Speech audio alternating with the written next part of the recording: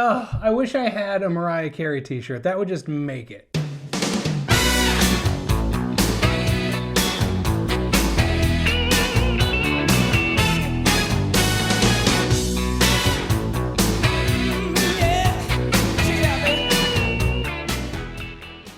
You don't mess with the Zohan! This whole movie can be described in one sentence, which is pelvic thrusting fever dream. Drop it.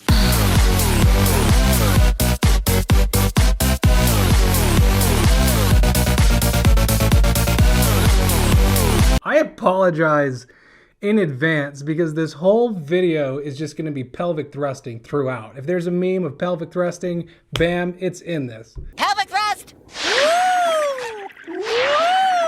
It should have never have gotten past the writing stage. This reminds me, and this goes out to all my writers out there, this reminds me of when you're trying to come up with an idea.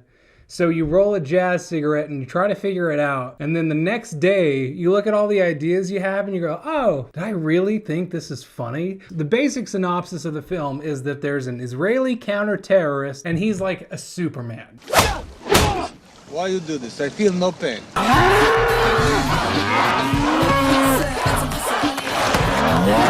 It looks very painful. It's good. It's good. And then there's a Palestinian terrorist who he has this constant feud with. That plot line's almost forgotten about. So Zohan decides he doesn't want to be a terrorist anymore. He wants to cut hair. I want to cut and style hair.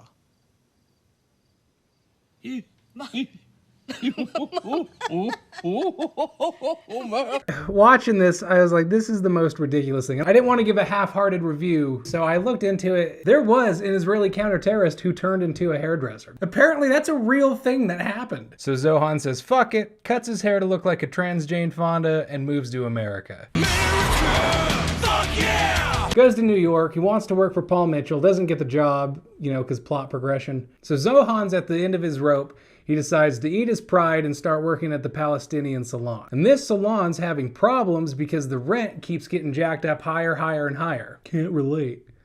I think at one point it was like $20,000 a month. And the only reason this is happening is because there's a guy who wants to own all the property and then build a mall. So he falls in love with a Palestinian owner. Big surprise there. And then they inadvertently discover a terrorist plot in order to shut down their business. So basically like a group of white supremacists get hired to just destroy the area. There's a hacky sack tournament that basically is a diversion. Probably has my favorite Kevin James cameo. He's with John McEnroe and their back and forth reminds me of some old conversations I used to have with my buddies. That guy a terrorist? The people used to bully you too, John, you remember? I wasn't a terrorist. You're pretty bad.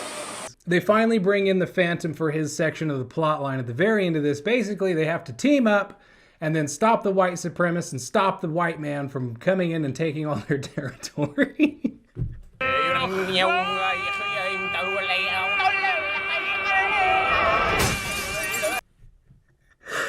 Okay. So they stop all that bullshit. Happy ending. Everybody can go home. I specifically left out one part of the plot line because man, oh man, I just can't believe it exists. I cannot believe that this actually is part of the movie. So the only reason that this salon can stay open in the first place is because Adam Sandler keeps dicking down all their old clientele. Or the pelvic thrust of death. There's a few scenes, like I wouldn't say it's sexual assault necessarily, but it borders. I am so surprised that this movie hasn't been Me Too'd yet, because it would make so much sense. And then he ends up falling for the Palestinian owner, and then his dick doesn't work. There goes his business model. He can't get an erection because he fell in love with this girl, so he can no longer fuck old ladies. My dick don't work, man. So I was watching this YouTube channel, and this was about a different movie entirely. The channel was Shea Frillis Productions.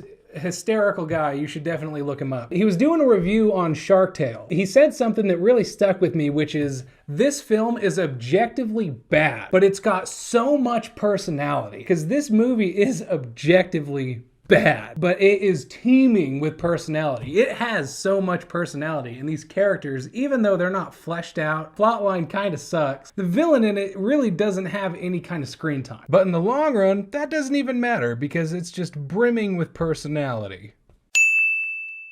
Basic characters, you've got the Zohan, which is a horny young guy. The group of Palestinian men who are super horny. Rob Schneider obviously is playing a minority. And then you've got the Israeli group of guys who's really horny. And then you've got the white businessman who's really horny. Everybody in this movie is so sexed out, which I get it. She gave one pee touch. The only character I enjoyed unironically was Zohan's love interest. For lack of a better word, she's the only real character in this. As the movie goes on, it's revealed she's actually Phantom's sister, and she left the Middle East for the same reason as Zohan, basically to get away from all the violence and start a life of peace. She seriously steals every scene that she's in, not only because of her performance, but because she's the only character with a shred of believability. There's only two characters in the entire film who aren't like overly sexualized, and that's Nick Swartzen, which obviously, and the other guy doesn't explicitly say it, but it's implied that he's gay. And there's a specific scene with him and Zohan where Zohan's trying to teach him how to pick up chicks, which is a theme persistent throughout this movie. And you can just tell he's so uncomfortable. Now look away like you're not even doing it. One thing I really did enjoy about this movie, though, is they've got a bunch of reoccurring jokes. Adam Sandler, besides catching fish in his ass, loves hummus. I won't lie to you, that one gets old really fast. It was kind of like the screaming goats in Thor: Love and Thunder.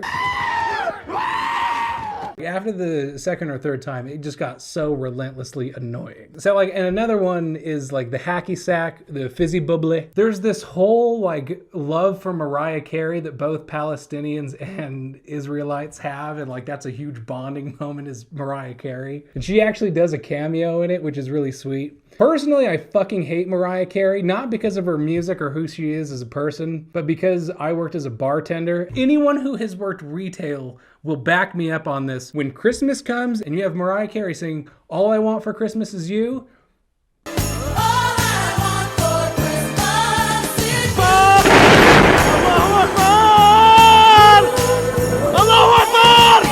immediate rage. You hear it so fucking often. It's just a constant stream of Mariah Carey. It's too much Mariah Carey. Zohan would disagree. The underlying theme of this obviously is tensions between the Palestinian and the Israeli people. That never really gets across as much. They try to lampoon it though by having both groups, when they talk about anything, just ends up reverting back to they want to fuck Hillary Clinton or any woman in Congress for that matter. And they always say make the sticky instead of sex. That kind of irritates me. I don't want to infantilize sexual vocabulary. It's just, to me, that's just kind of sick. It rubs me the wrong way. No pun intended. The whole reason I even did this review in the first place was because when I watch a movie, I love movies, I always have, but when I watch movies, now that I'm doing this YouTube thing, I'm always looking in the movie for memes. Like, can I cut this out and turn it into like a little GIF that I can put in the background, or is it just something I can throw into the video? When I watch this movie, it's like, okay, I can use this, I can use this, I can use this, I can use this, I can use that, and I can use this.